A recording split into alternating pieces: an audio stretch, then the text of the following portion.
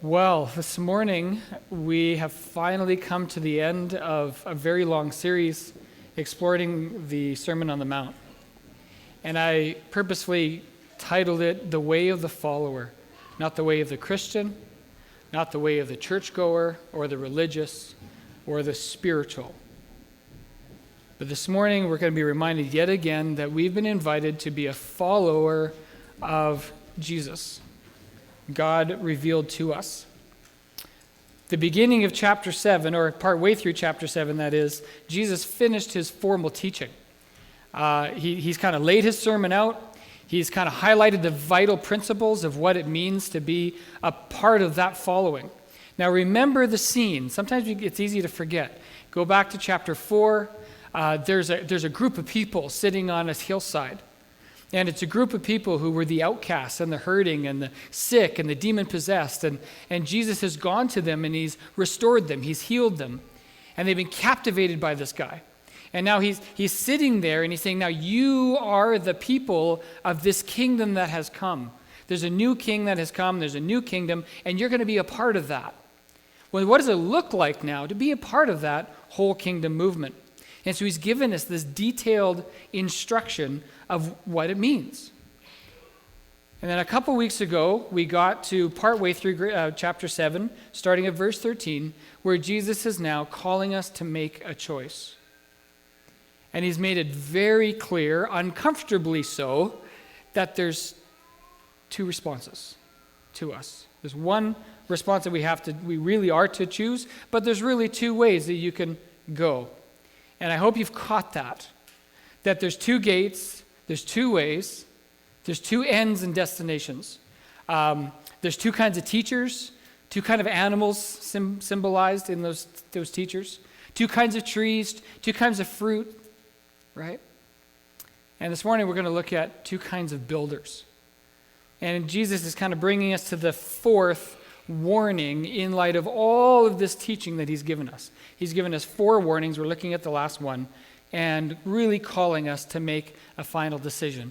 And the call is to dig deep, to go deep in our processing, in our examination of ourselves, consideration of this kingdom that he's put before us. I've been saying this language of repentance and belief. Repent is not only just to turn your life around, but to wrestle with the implications of what Jesus has put before us. To wrestle deeply. This is what he's calling me to. This is the way I've been walking. And reckon with those two things and make a choice. To do that, we have to dig deep into ourselves and to the teaching of Jesus. He's given us some warnings. Starting in verse 13, he talks about this narrow way, this narrow gate, broad way, the teachers that can lead us down that one of those paths. It is so easy for us to get deceived.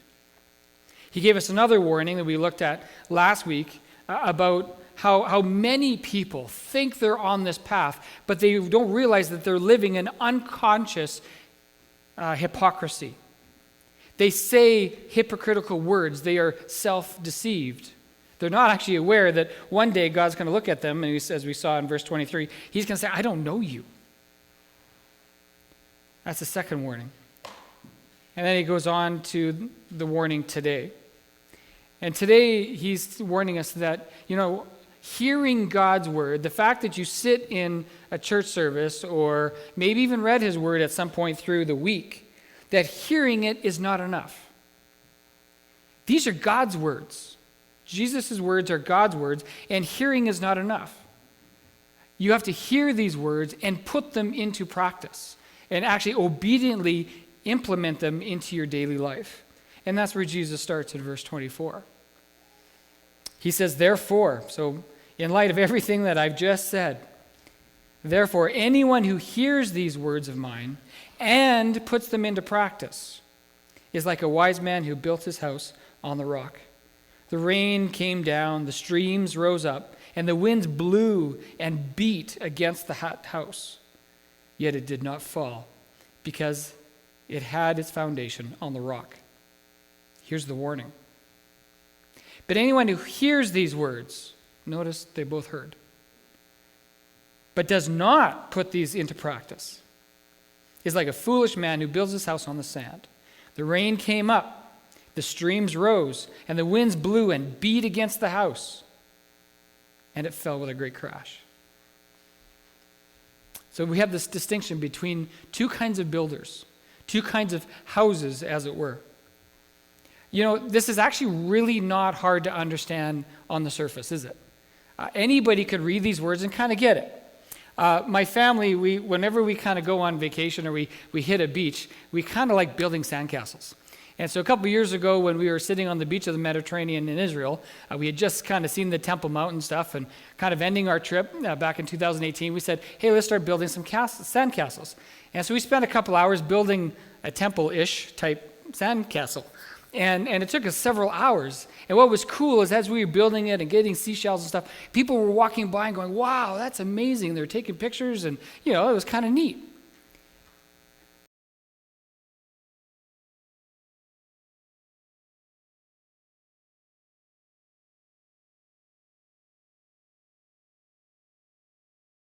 Before we even left the beach, okay, we had kind of finished this, and hey, let's go for a swim. Before we had even left the beach, it was kind of practically gone. And that's not a surprise. None of this teaching of Jesus is a surprise. It's not hard. But you know what is hard? Is self-examination. That's what's really difficult for all of us, is to really examine my life, to be aware of, am I really embracing this teaching? Am I really applying it to my life? Am I really living as a follower of Jesus? Or am I just claiming it and really living for myself? We actually really struggle to examine ourselves and to know what I'm living for. So on the surface, this is a really easy teaching. You build on soft sand, it doesn't take much for it to fall apart. Luke, in his gospel, picks up on this teaching, and he puts the words a little bit different. And I've kind of picked up on those and kind of put my title based on that, and so I wanted to read it. And so Jesus is teaching the same thing, and this is Luke's account of it. Jesus says, I will show you what he, that is a follower, is like who comes to me and hears my words and puts them into practice. This is what that person looks like. He is a man building a house who dug down deep and laid the foundation on rock. But the one who hears my words and does not put them into practice is like a man who builds a house on the ground without a foundation. The torrent that struck the house, a torrent struck the house, it collapsed, and its destruction was complete. Many of us seek, desire the benefits and the blessings that God wants to bring us. We seek to want to be a part of a community, maybe like this. Hey, be at potlucks. Who doesn't want to do that? But we don't actually want to follow. We haven't reckoned with the implications of this kingdom that he's brought, that he is now a new king. We haven't put these things into practice. Let's go back to the scene again of who's sitting on that hillside. People who are outcast, who were sick, demon-possessed, and Jesus heals them. Who would not want to sit on that side of the hill if that was your story? Okay, so they're all sitting there. This guy's awesome because he healed me. But Jesus is saying, that's not the story. That's not what's important. What is important is that you dig down deep and you understand the implications of this kingdom. You hear my teaching and you go away from here and you put them into practice. This becomes a part of your daily life. Now, we're not sitting on a hillside. You might not have been demon-possessed and free to that, but you're sitting here maybe among friends. Maybe you're sitting here because we've got great kids programs. Maybe you're sitting here because your youth belong. Maybe you're sitting here because of the food. Maybe because when you leave here on a Sunday morning, you feel good. Maybe the music is your style, or you've been filled with a certain amount of emotion. Maybe you belong. But Jesus is giving a message to not those outside who've never heard it before. He's giving this message to churchgoers. He's giving this message to people who are sitting on the side of the hill. And he's saying, there's two kinds of people. There's two kinds of builders. And then there's two kinds of eventualities. Which one are you going to choose? To kind of flesh this out a little bit, I want to look at the similarities between these two builders. Notice that they're both wanting to build a house. We're going to look at the similarities of them, and then we're going to look at the differences between them and try to flesh that out a little bit. So the first one is some similarities. This is kind of simple in a way. Think of it, they're both people who want to have a home. That makes sense, right? They're going to build a house. They want a context for their family to live life. They have a context to work and to enjoy things and build relationships, live out their passions and their hopes and their dreams. Okay, they're both like that.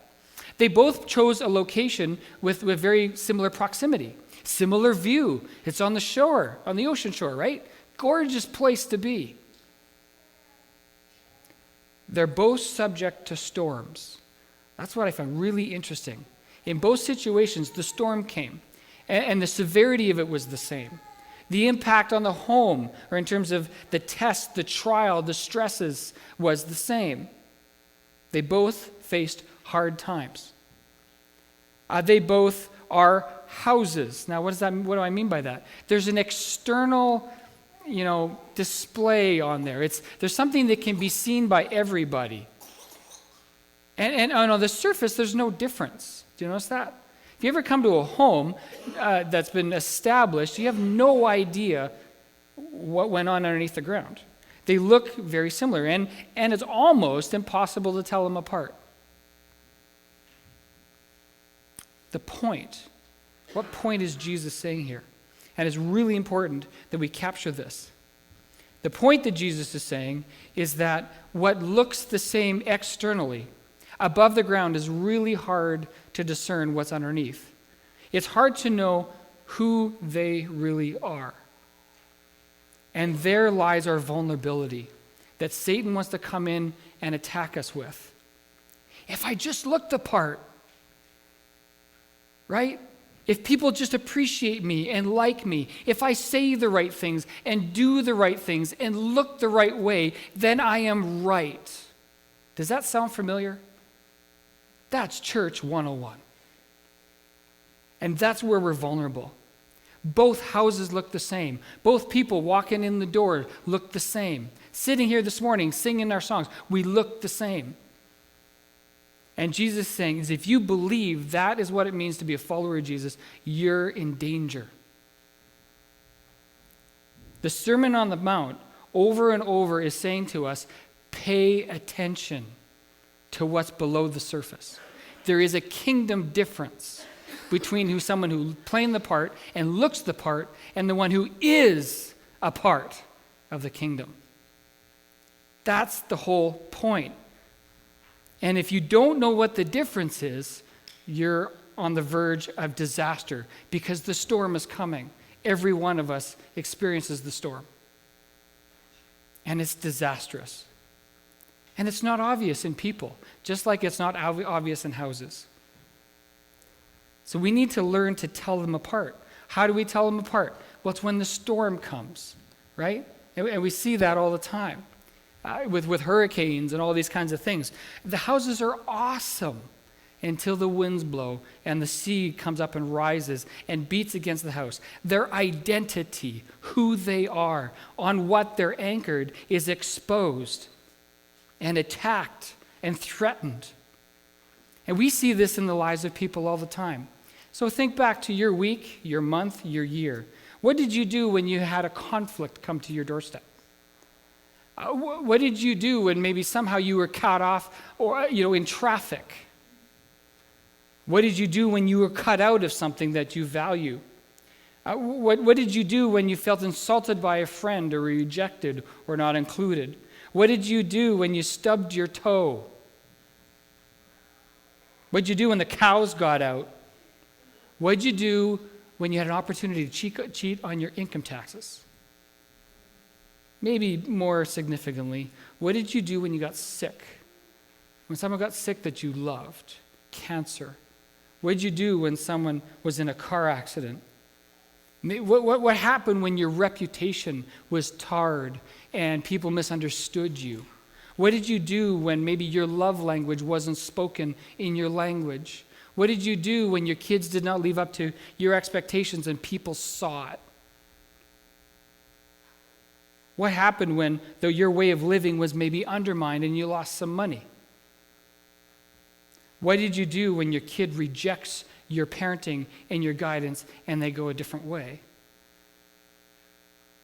There's a situation I was in recently, very painful, and there was a significant loss to this person, and they were falling apart. And so we were sitting there and trying to comfort, and it wasn't really the time for a lot of answers, but they got really aggressive and said, I want answers. You have to give me some answers.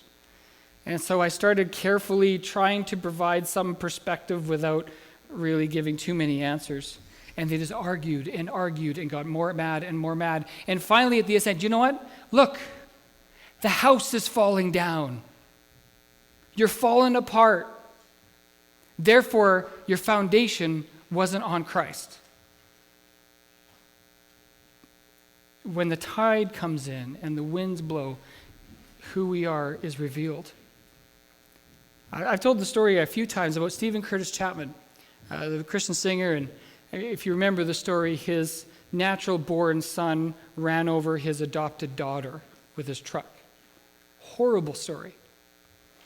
And some of you might know that story. I've read a couple of books on it. But what was really interesting once was on Larry King Live, Stephen Curtis Chapman's wife described how this experience took her to the very bottom. But she said when she got to the bottom, she found rock. What a powerful statement. I've never forgotten that.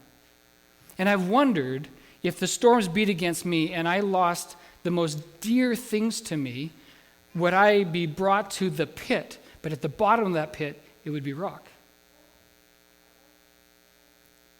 We only find those differences when the winds blow and the storm rages. And we're all going to get there sometime. And actually, you've already got glimpses of it, I'm sure. But the story kind of goes on, and we need to think through not just the similarities, but those differences that the storms expose. And so I want to look at that. What's the difference between living authentically and living inauthentically? And I wanted to start with that one. What does it look like when we're not living the real thing? What kind of person, what kind of house is that? So we're going to jump down a little bit to verse 26, where we got the but, which shows us the contrast. This person who hears these words but doesn't actually implement them. So think about that practically. Someone's going to build a house. Okay, it's been done before. There's plans, there's architects, there's engineers. This person who's decided to not build the foundation, one, is not teachable. Because all of us have been instructed in some form that there has to be a footing. There has to be a foundation. The weight of life, the responsibilities that we all carry, somehow has to be appropriately distributed on something that is solid. That's what a footing does. Now, when we kind of say, I don't care about that, we're not teachable. We hear instruction, but we dismiss it. We think, I got a better plan that makes sense to me. All the plans, the blueprints, the specs that show, how deep you need to go, find undisturbed soil, that kind of thing. That's too much of a hassle. I'm not going to bother with that. It takes too much time. Rules and regulations, forget it. I want to build. There's an unteachability to that. There's a pride, an overassessment of my understanding of what's happening. There's probably another part, a commentator said, this person's probably really too busy. Way too busy. I want a roof over our head. I want to put the couch down. I want to watch some TV. I want my man cave. I want the basement for my kids to play in. I want the garage to park my car in. I want to get above ground quickly. And I don't have time for what's important. I want the luxury. I want the feeling. I want what looks good. I want what people are going to see. And we can easily get distracted from and impatient for what is absolutely vital in life. We take shortcuts. We look for quick results in our ordinary lives and try to play the role of a follower. True building plans start below the surface, and it's amazingly frustrating to do. Have you ever built something? You don't see any progress. It's really difficult, but we skip it. And here, the author says, or Jesus says, that this person is a fool. Because you know what they're doing? They're so short-sighted, they went for what's kind of surface, ignored the inevitable storms that are coming, which Jesus has already talked about as that day, the accountability that's going to be coming, verse 22. But then the storm shows up, and you know what we think we can do? Well, we got to catch up. So we're filling sandbags and placing them, trying to pump the water out, but Jesus is saying at that point it's too late. The storm has come. And so again, he's talking to the churchgoer. He's talking to the one who sings songs, gives lip service. Maybe he's even involved with their gifts, like I said a little bit earlier. Gives money, maybe in a small group, looking for some good feelings, emotions, a sense of belonging, but has completely dismissed church history and what our forefathers have taught us about being a follower of Jesus and the reality of the storms that are coming. We've neglected the word. Just not reading it, but reckoning with it and wrestling with it. And we're looking for kind of the good life without actually investing in it. Not putting these hard teachings into practice. We bought into the religion of what I think. I said a couple of Sundays ago, I get that so often. After we talk about some things in Scripture, someone says, yeah, but I think. I don't care what you think. I care what Jesus thinks. He's talking to the churchgoer that on that day, as Jesus said in verse 22, he's going to hear those terrible words. They're going to scramble to try to make it right. Like we talked about last week, the bridesmaids looking for oil, right? Because the bridegroom just showed up, and Jesus is going to say, now it's too late. I don't know you. That's authentic living. That's us. So many of us. And Jesus is saying, destruction is coming. Authentic living. In contrast to that, what does authentic living look like? What's the real thing look like? We've had the privilege or the curse of having built 2 homes. And the first one was just a couple years after we were married, so I really didn't know anything. And I have a distinct memory the first day that we showed up at the building lot after they dug the footings. It was so frustrating. I'm like, where's the house? And I remember looking at it going, they've even measured it wrong. And I got a tape measure out, and sure enough, of course it was right. But it was so frustrating because it took so long for them to give above ground. I found that impatience in me. I got frustrated with a little bit of progress. But if you've ever built something and you do that hard work, and actually if you look into building, a largest percentage of building materials actually is below ground. But when you finally get to the surface, have you ever built something where the walls start to stand up? Doesn't it just all of a sudden, boom, there's your house. It's so exciting. But it's built on a foundation. And every time I think of building a foundation, I think of that day when the impatience in me took over.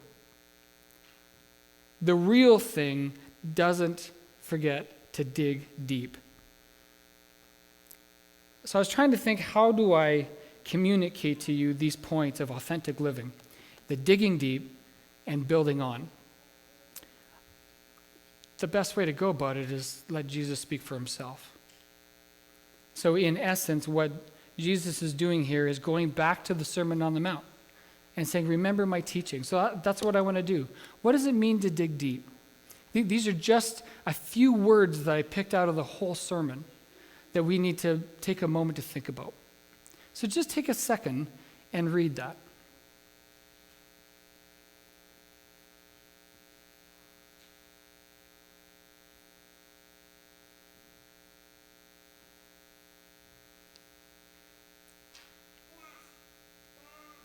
Just a few things to pick out. But a person who digs deep is one who has sat and assessed themselves well and said, man, I'm poor. There is nothing in me that can make my life right. I am poor in my spirit. I'm one who is hungering and just dry mouth thirsty to be made right. I don't care what people think of me. Not to live my life before men, but for my Father to see me and for him to say, I know you, and you've done well. Someone who digs deep is someone who does not get distracted by the world worries and all the things that we can build that eventually is going to rust or be stolen or burn down or rot, but rather I'm going to seek hard the things that God is doing in this world, the kingdom that has come, and to be a person who's right in that kingdom. Someone who's so honest with themselves, who's going to dig so deep into the ambitions and actions of my heart and realize there's a massive telephone pole sticking out of my eye. And I got to get honest with the sin in my life. And I come to God and I lay this thing before him and I ask him to heal me.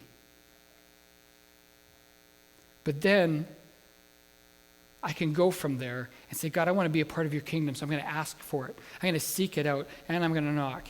And I'm going to make the hard decision to go through the narrow gate and walk the narrow way. These people dig deep. They dig deep into their heart, and they dig deep into what God is about. It's hard. It's time-consuming. It's exhausting at times. But that's where the foundation is.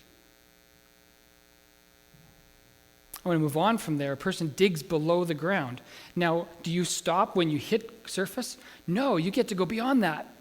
You get to be a part of some awesome things. And so we build on that. Now, Jesus talked about that as well. And so let's let his word speak what building actually looks like.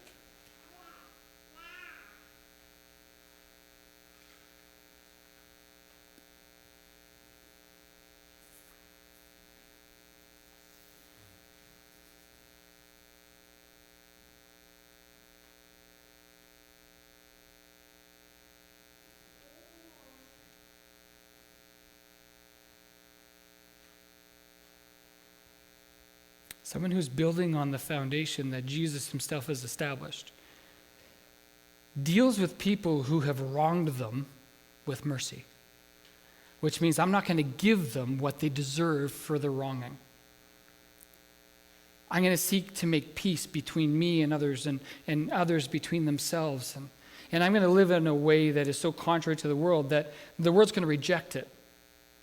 But I know I'm blessed because God says I'm okay. I'm going to enter into the world, into hard and dark places, and I'm going to be a preserving agent of salt. I'm going to go to the darkest places, the darkest ones I can find, because the little light that I have is going to shine the brightest there.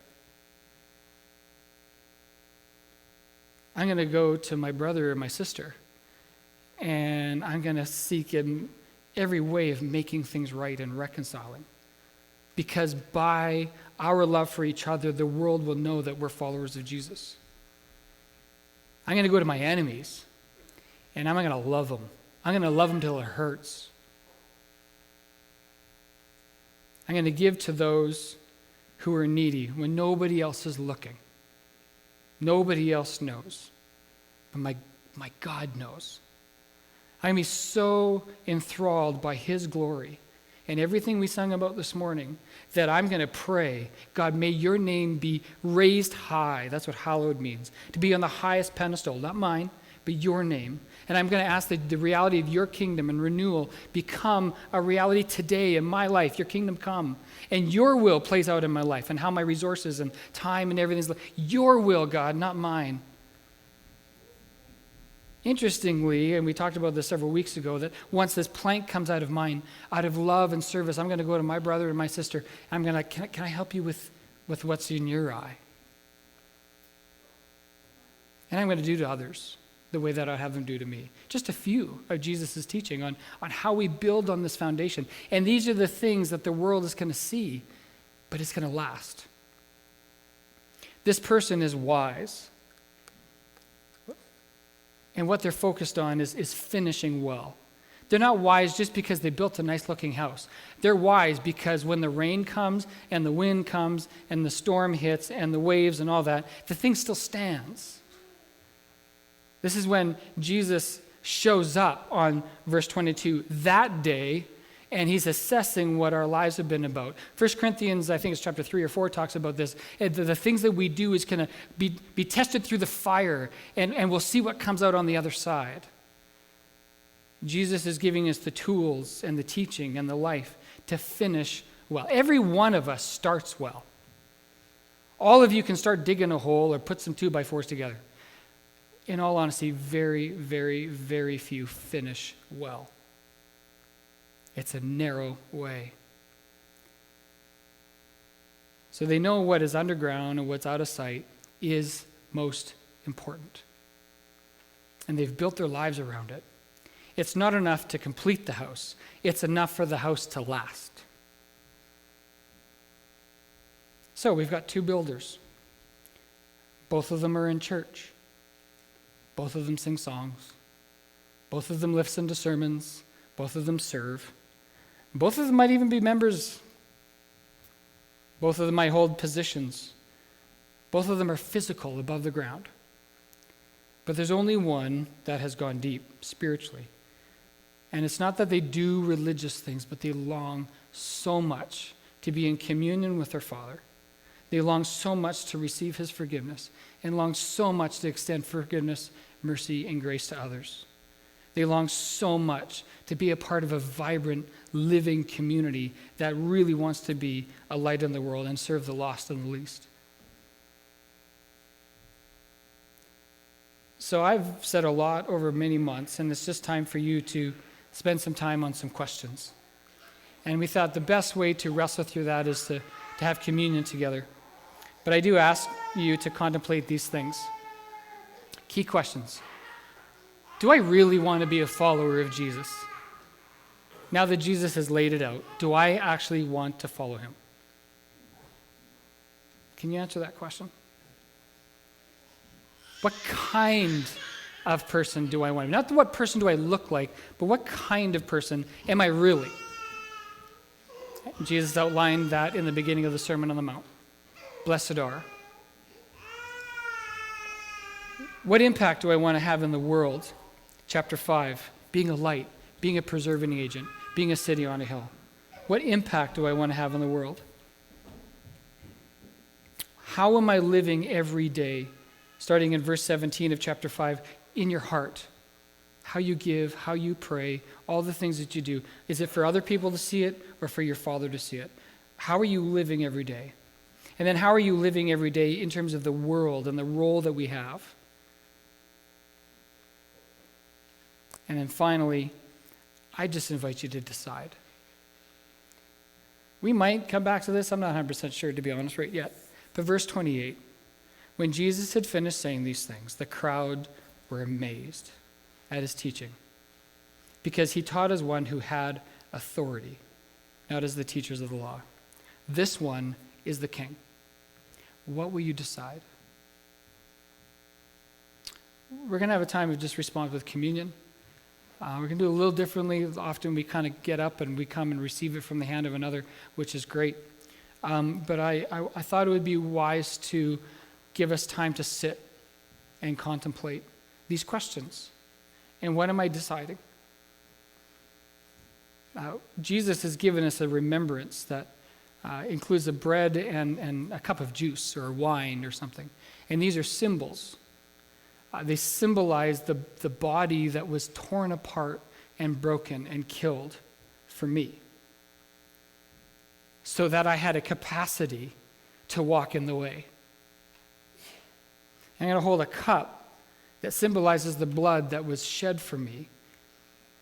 And it symbolizes the death that I deserved, but he did for me.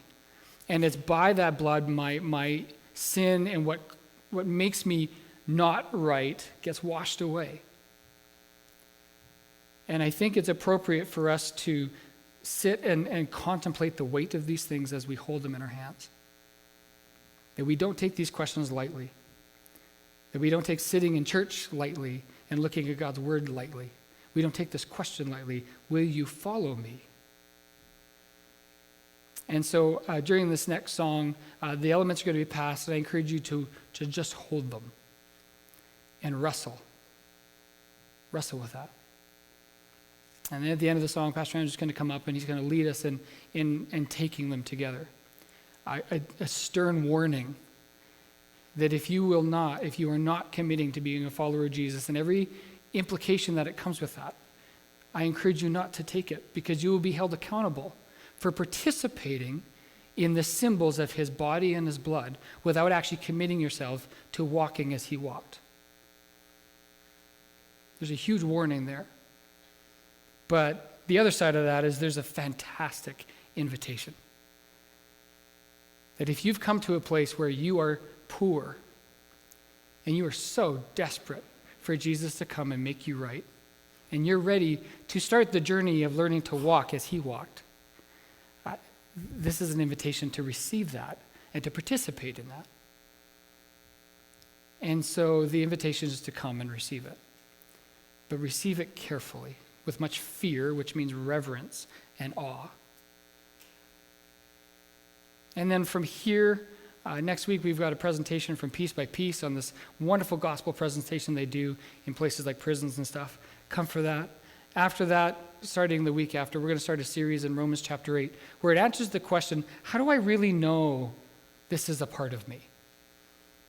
And answer that question, because some of you are like, I don't know if I'm on the narrow way. I'm feeling a little doubtful right now. We'll explore together. How can we know with great assurance? But it starts with a decision.